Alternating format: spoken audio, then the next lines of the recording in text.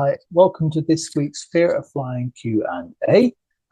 This week's topics, we are talking about control, turbulence, and also we're going to be looking at the security of airline personnel that when they're going through, airport staff, etc., etc. Anyone that goes near an aircraft. So welcome. Thank you very much for the questions. They're great. So thank you for being part of this community. We're around the 12,000 mark now, which is just phenomenal. So I feel so grateful that we have so many people here. So 12,000 in the Lovefly Facebook group and, 20 odd thousand followers. Is it followers? Subscribers on our YouTube channel, which is Lovefly Team.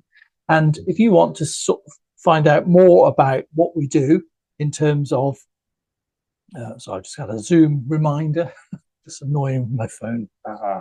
If you want to find out more about what we do, then do have a look on any social media channel like Instagram, TikTok, etc. And there's always stuff on there that Mr. John Bond's doing. So well done, John.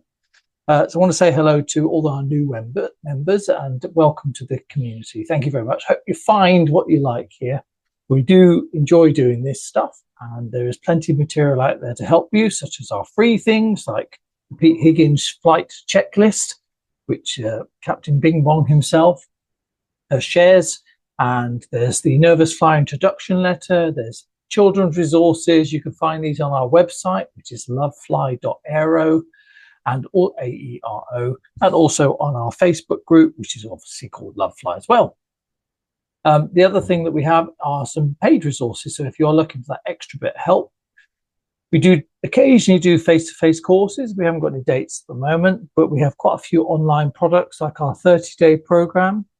We have the Paul in Your Pocket, which is an extended version of the relaxation with some flight preparation, which is a bit like episode 44 of the Lovefly podcast, but with a bit more information on it to help you. And we've also got a more recent product out, which is Geeta's 21-day self-care program, which is awesome.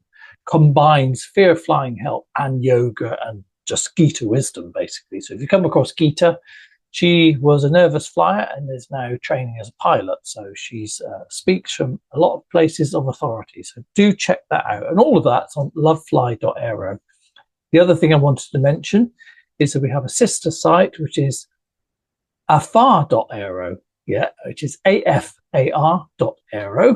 And that's Anxious Flyer Airline Review. So when you do take flights, please, please, please rate your experience of flying in terms of, did they help you as a nervous flyer? Because this is the material which really helps us to inform the airlines what you need. And it grades things like the PAs, pilots do, cabin crew, the airport staff, the pre-check-in, etc., etc. So have a look at that. That's afar.aero, AFAR.aero, AERO.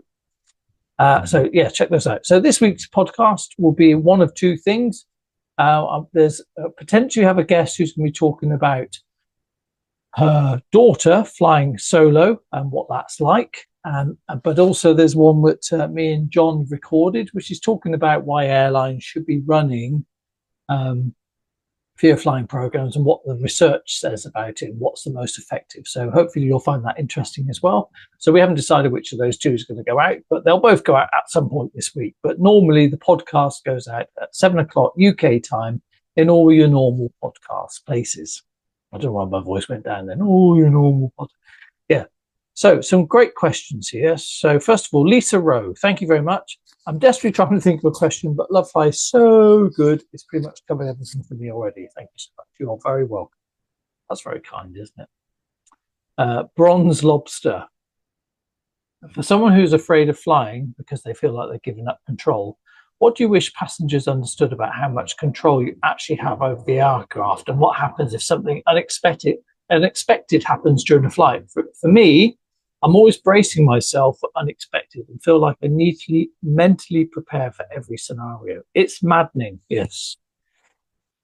Well, you have no control over anything of the flight and nothing. We are a seat number, but everybody else has got a lot of control. So all the pilots, the crew, all the airport authorities, the flight planners, etc. We are always subject to the weather systems and stuff, which is why we route around them if we can do, for comfort reasons, not safety. But this was something I was talking to a friend about at the weekend, and they were saying that they always kind of sit there just kind of waiting for something to happen, and turbulence can often be the trigger for them. But it is, for a lot of people, it's about you're not in control. You are not in control. Lots of situations not in control, but we perceive that we are. So if we're in a car and someone else is driving, we're not in control. Then if we get in the lift, we're not in control. We get on the train, we're not in control. We get on the coach, we're not in control. Get the idea? Get on a boat, we're not in control. But we perceive that we have more control because we say, oh, I could pull over, or I could jump over the side of the ship, or I could get off at the next train station. But we don't really actually have control over lots of elements of our life. But what we tend to do with flying, maybe because it's something we don't do as often, or we don't understand it, or we don't like the feelings, we tend to think that that is the big one that we should be worried about. But actually, you have no more control over that than you do anything else, and which is good, actually, because you've got people who are trained, legislated, regulated, and all those other words that are trained to look after you, and let them do their job. That's not your job. Okay, so let them do their job, let them look after you, let them get you from A to B. Remember, they're on the flight as well, so they have a vested interest in it going well. Okay, so we sometimes forget that, and we're in our own personal kind of moment, but they are with us as well, and so we all want to land safely, so we're all heavily invested in keeping commercial aviation safer and safer and safer. Sarah, Lovefly has been amazing for me. Thank you. I've also done the EasyJet course, and my flying fear has reduced dramatically, which I'm so grateful for. The only thing I'm struggling with now is turbulence. I flew Bristol to Edinburgh Friday, completely fine. It was a smooth flight. Flew home yesterday, and there were a few bumps. Then turbulence, which I'm guessing everyone else would describe as mild. I was on high alert. So yeah, like I said earlier on, just waiting for an announcement to say there was something wrong. Okay, so the air is always turbulent. Turbulence just means movement. So let's put it like this: every time you get on a boat, when you get on a train, when you get in a car, when you get on an aircraft, it's always moving about. So there's always movement. So what rather than kind of going, oh, I think it might be mild, it might be, there's always movement. Depending on how much you are aware of that, or you zoom in on it, is how much you will experience. So if you think about it, the aircraft is always moving. It's dynamic. It's going at 500 miles an hour, no matter the weight and the power. Can you imagine God, it's just mind-blowing, isn't it? So there's always movement. It's always dynamic. But his name now, Dr. Sharon said, once we're flying along, we don't have any sense of forward movement. And so our ear senses and our ear canals settle down. And so we stop noticing the movement. And so when something does happen, we over-exacerbate it, or we over-exaggerate it in our head. We imagine something else is going on, and we get exacerbated symptoms because we think there's something else going on, and we then go on to high alert. Because as far as our brain was concerned, we were steady, even though we were rocking along. That's a rocking along noise at 400 or 500 miles an hour. But we can't feel it at all.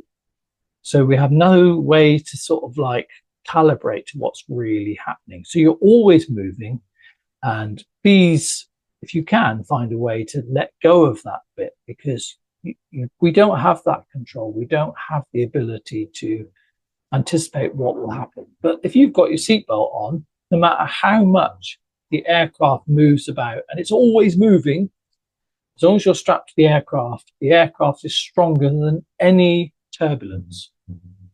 So I can't say it more emphatically.